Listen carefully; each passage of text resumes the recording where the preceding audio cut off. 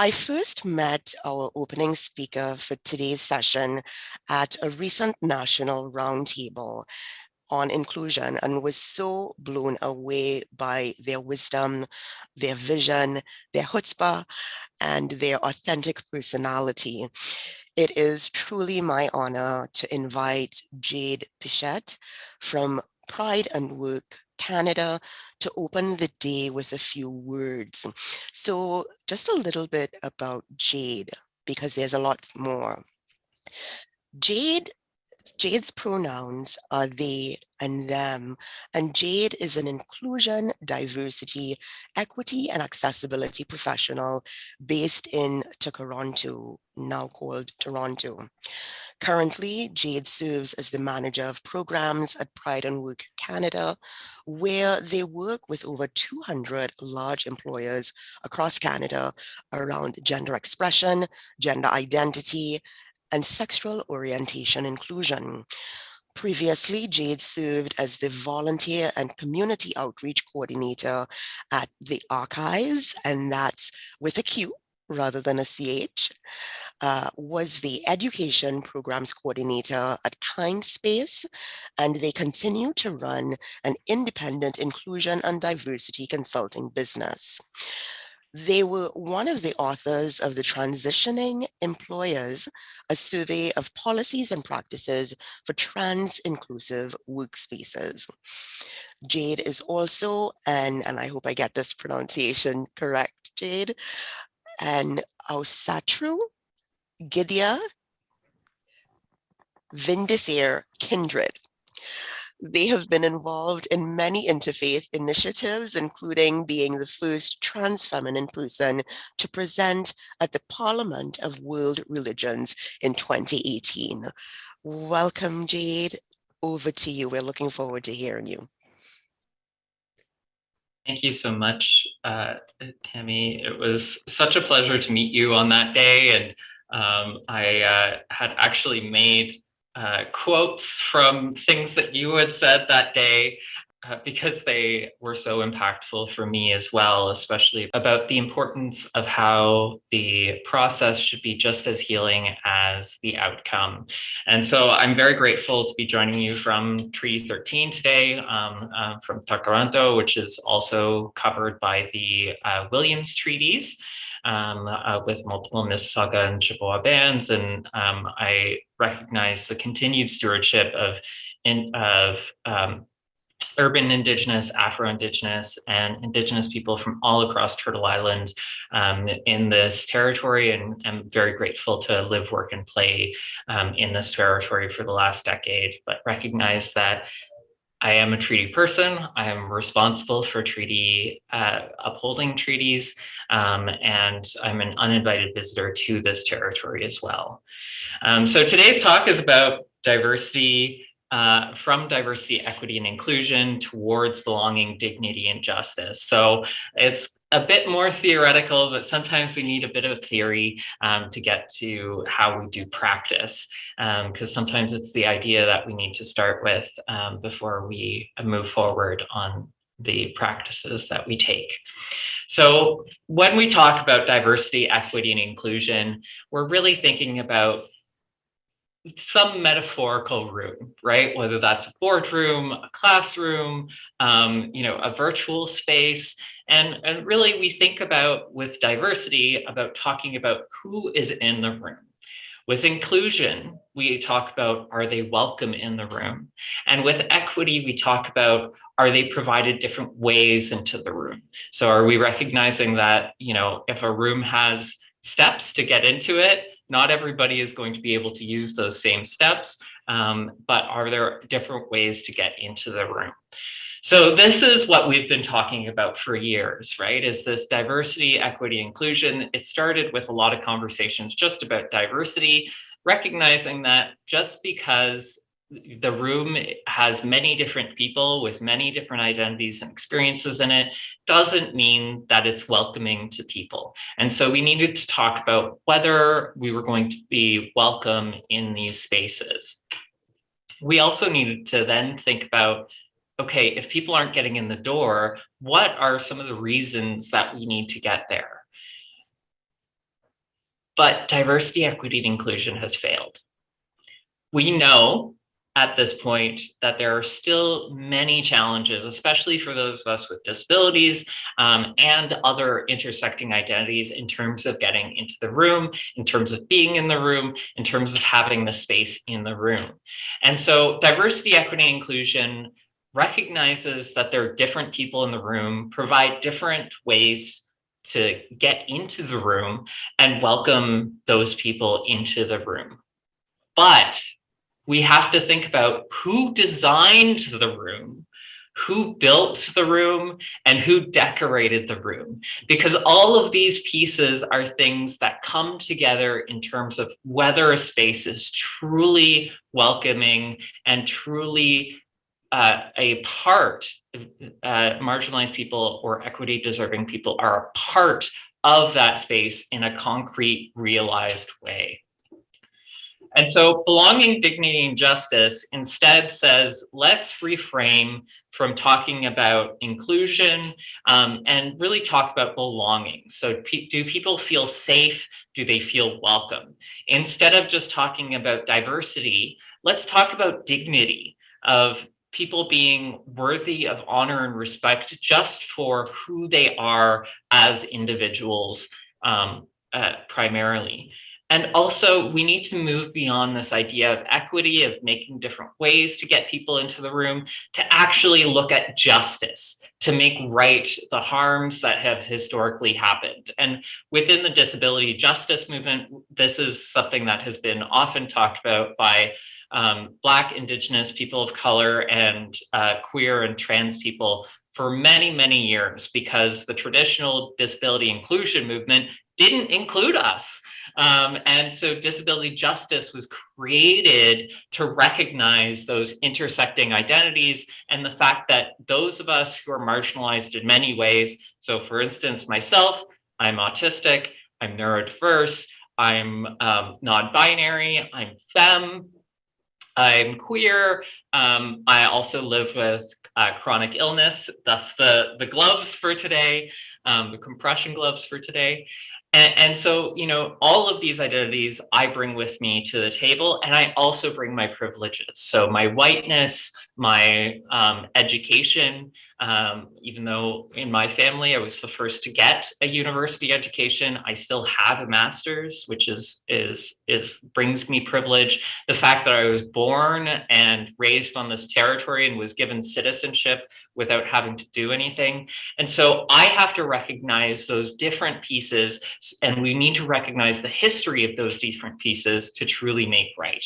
And so I really want to send gratitude to Ada Miriam Davis of Decolonized Design, created this graphic and also wrote the article, Diversity, Equity, Inclusion Have Failed. How about belonging, dignity, and justice instead on the World Economic Forum?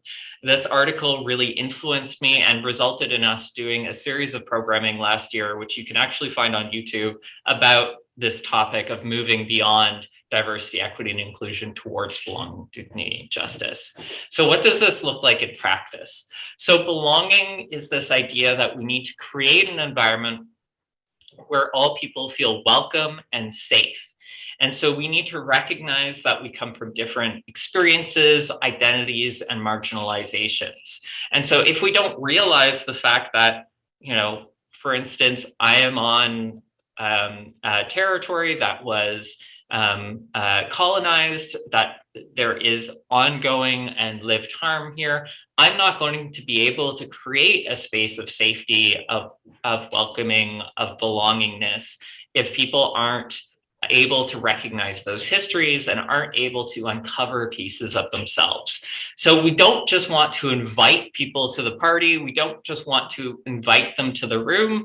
We also want them to be involved in choosing the music, picking the food, creating the atmosphere. You know, that it's those additional pieces where people are actively involved, where they feel a sense of ownership over a space, that we create belonging. It is those spaces where people can have that sense of connection. So, you know, it's lovely to include people to the party, but if you haven't included them in the decision making, they may walk into that space and not feel like they belong.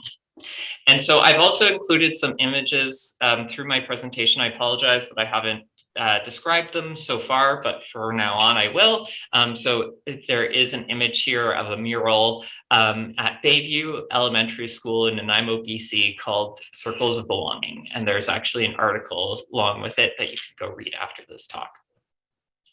And so we also need to think about dignity. So dignity is this idea that all people are worthy of honor and respect. So the way that we do that is we communicate with compassion with others. We look to call people in instead of calling them out. And really, we have to go with a perspective of humility in the work that we do. So we need to honor someone's inherent worth as an individual, as a human being, and that they're worthy of who they are, not in spite of who they are. And this feels like such a simple concept, and yet is one that is very rarely in practice. And there's all these small ways that we don't realize that we're not recognizing a person's human dignity. So for instance, right now, I see all the people who are unmasking, including in spaces of like pharmacies. And I know that's a controversial subject, but doing that and that small action is one that showcases a lack of dignity and respect for immunocompromised people, for disabled people, so that we aren't able to go into these spaces and be safe. And as a result, our human dignity is not being respected in that process. So here is an image of a mural in Los Angeles called Defend Dignity. And the central image is Maribel Valdez Gonzalez. And there's a great article about that mural as well. I believe strongly in public art, if you have noticed. And so we also need to think about justice. So we need to make right injustice and harm. We have to recognize that although mistakes can be made along the process, and we will always, and all of us, including myself, will make mistakes. But we need to rectify these forms of harm. So we need to be honest about the histories of harm that have impacted our communities and the communities that aren't at our table that should be. If somebody isn't in the room, it doesn't mean that they aren't interested in being in the room. It means that they've probably been left out and not been able to even enter that room. So we are honest. To be just means we have to be honest about the past and the present, and we have to be accountable to make that change. And so here is a mural on justice for missing and murdered Indigenous women and girls that's based in Montreal by Fanny Aisha Guko and Monk E. So belonging, dignity, and justice are a process that never stops. We achieve it in the big moments, but we also achieve it in the small ones. And those small moments, honestly, are the ones that often have such a big impact. It is that small moment of that interconnection, of that ownership of a wrong that you've made. It's the moment of, asking somebody to choose the music, to choose the food, if they want to be involved in that process, or even just saying, what would you like to be there? And doing it for them and doing it with support of them. So it's those small moments and those big moments that we have to look at and process using empathy, humility, and accountability. So we need to communicate with compassion. So we will get nowhere if we constantly lash out using anger. And that's not to say that anger can't be just, because anger can be just. And sometimes we need to be angry. Sometimes it is important to be angry. But who are we being angry to? Are we being angry to the person who is also marginalized in our community, who has also experienced harm, who has also been pushed out consistently through space after space after space? Or are we putting our anger towards the systems and powers that have resulted in that? Are we putting our anger towards the organizations that are consistently leaving people out. And so really, if we want to make true change, if we want to create belonging, if we want to create dignity, if we want to create justice, we have to bring people along in our journey, because we know that when it comes to all of these issues, as I mentioned, we will make mistakes, but also we will make victories in small moments and large ones. So we want to encourage people to be involved in those moments. We want to encourage people to continue their journey of belonging, dignity, and justice. So this means calling people in. This means that you identify the harm that has been caused, but you provide space for people to be accountable to that harm. It also means building up. So this is a concept that I'm very grateful was shared with me from Indigenous communities, specifically Ojibwe and Dene folks, about providing people the skills and knowledge to grow. Because if you don't provide people the skills and knowledge, they're not going to be able to grow. And we need to be careful about when we do that, how we do that, of course, because sometimes I see with diversity, equity, inclusion, what happens is the first thing we go to is training, but that's not building up. That's saying we'll slap a training on it and we're good, right? And so instead, we need to provide those moments to be accountable to each other and build each other up and provide those skills as time goes on. And we, of course, need to work with integrity. So we need to look at our own accountability in moments of harm, of missteps, whatever those might be. And we need to repair that harm, and we need to learn from it, and we need to do more work. I think of, for example, the rest of those of us who are settlers, especially white settlers on this territory. What our ancestors did is our responsibility. What those in the past have done is our responsibility, and that is part of our accountabilities. So to close off, true solidarity with different communities is truly an act of love. And so may we be compassionate with our words, humble in our approach, and accountable in our actions. And so I'm very grateful that I got to be here today, and I'm very happy to take a few questions. But that's what I would say. Yeah. Jade, thank you so much. Thank you so much. I've noted here, some of what you've shared with respect to honesty and really bearing our souls, and honesty about the history of harm for so many communities, and that accountability, and that on the accountability and moving forward cannot happen without that honesty. Belonging, dignity, and justice being a process that never stops. Very often, especially as the EDI field has really mushroomed and grown by leaps and bounds, it seems at times that having measurements, having targets, showing numbers, having policies in place makes it appear as if an organization has reached the pinnacle of their EDI process or accessibility process. And through your words, we see that that is really just the beginning of the journey. So that process never stops. And that has really stuck with me as well. Hearing again those terms, calling in and building up.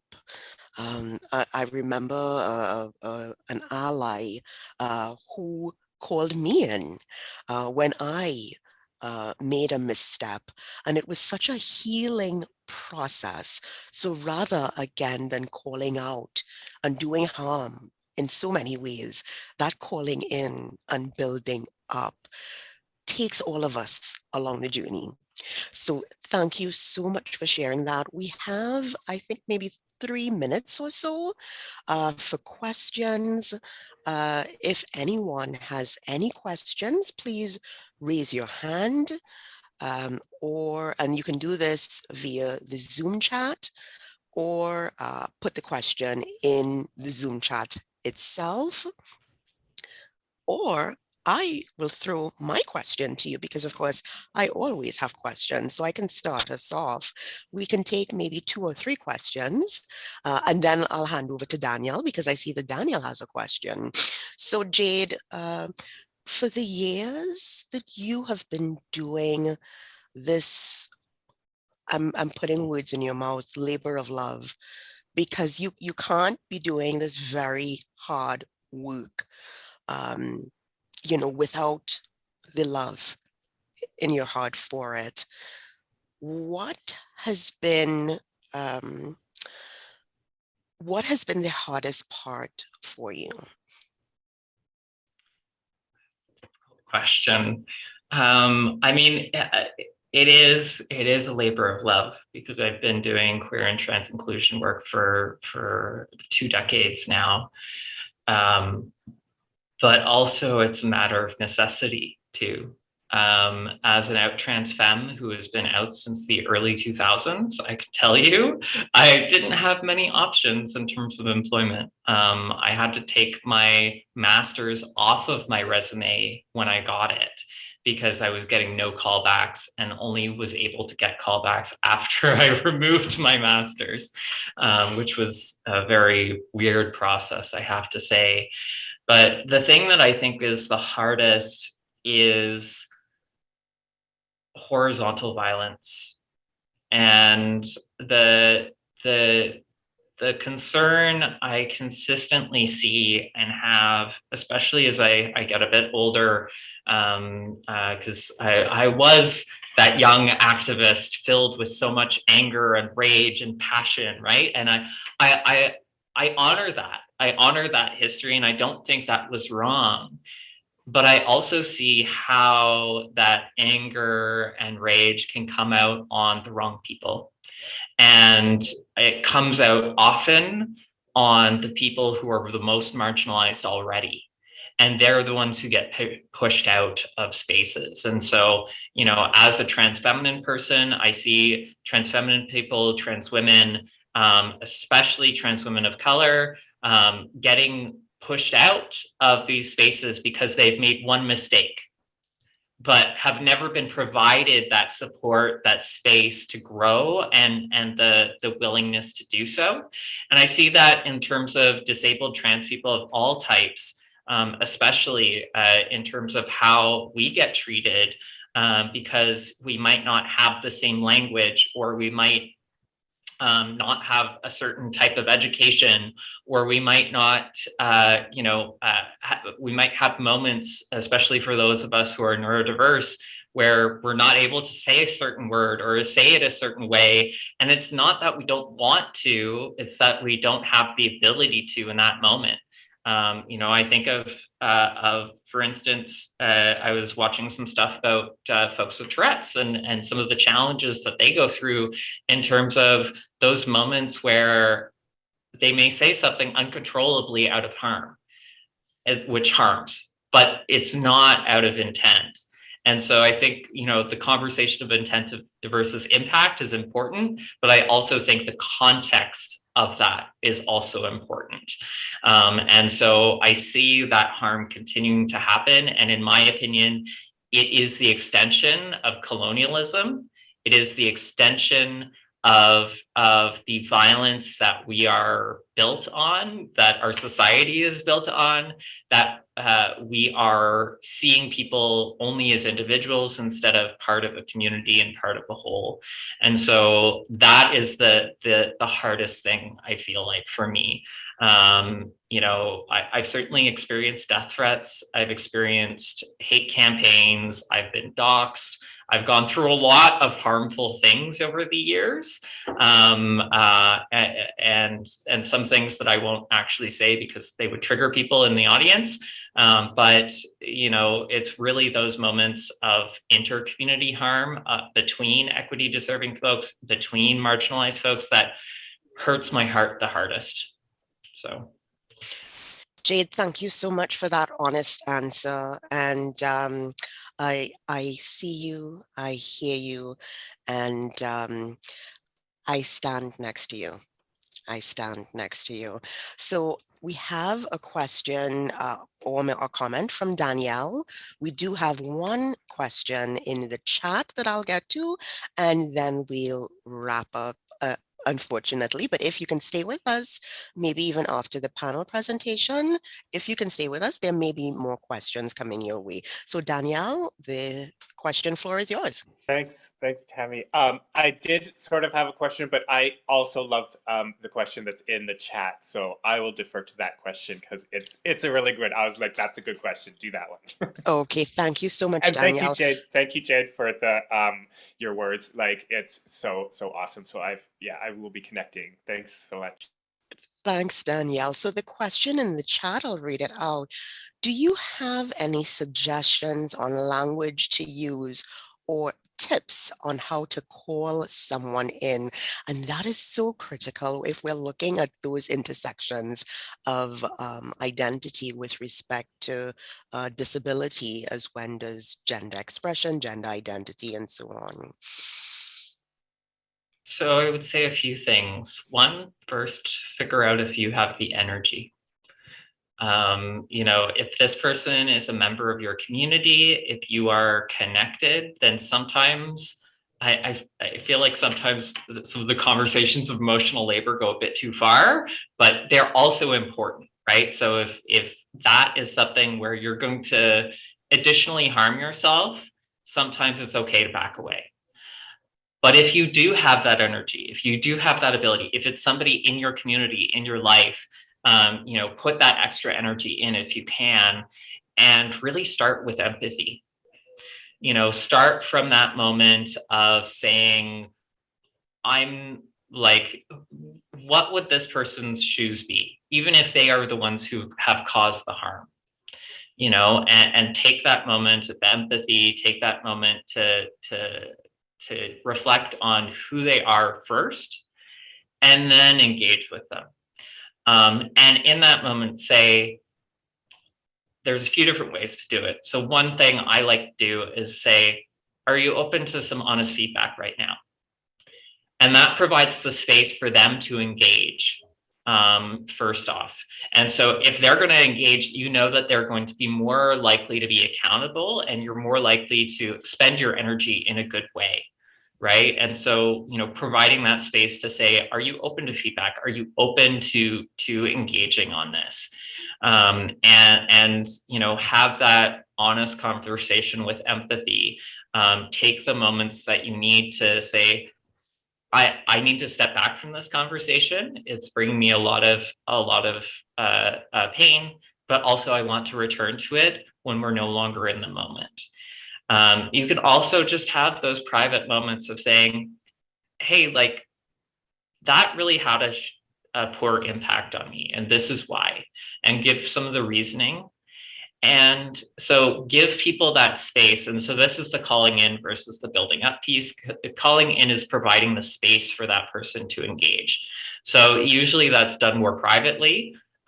So for example, if you saw somebody in your life who, a lot of us are in the virtual environment, that's where we are right now, who say something poorly on your social media or in the chat or wherever that might be, maybe have a one-on-one conversation instead of, if you're on Facebook or LinkedIn, commenting and being like, you're awful, this is awful, send them a message and be like, hey, so this had this impact on me. And so that provides them the space. And then you can get to the building up. Then you could say, hey, check out these resources. Hey, check out this space. This might be really helpful for you to learn a bit more. And that gives them the space to be accountable and gives you the space to also feel, some sense of closure also on the harm that happened. Thank you so much, Jade. Those are so many important points that you covered there. So Danielle, I'm going to ask you to keep the question or the comment that you had because we want to double back to that. So thanks so much again, Jade. And the murals are beautiful, you know, and thank you for describing them as well for those in the audience who may not be able to see them in the way that we do. So thank you so much. And stick around. I'm sure there'll be more questions for you. Thank you.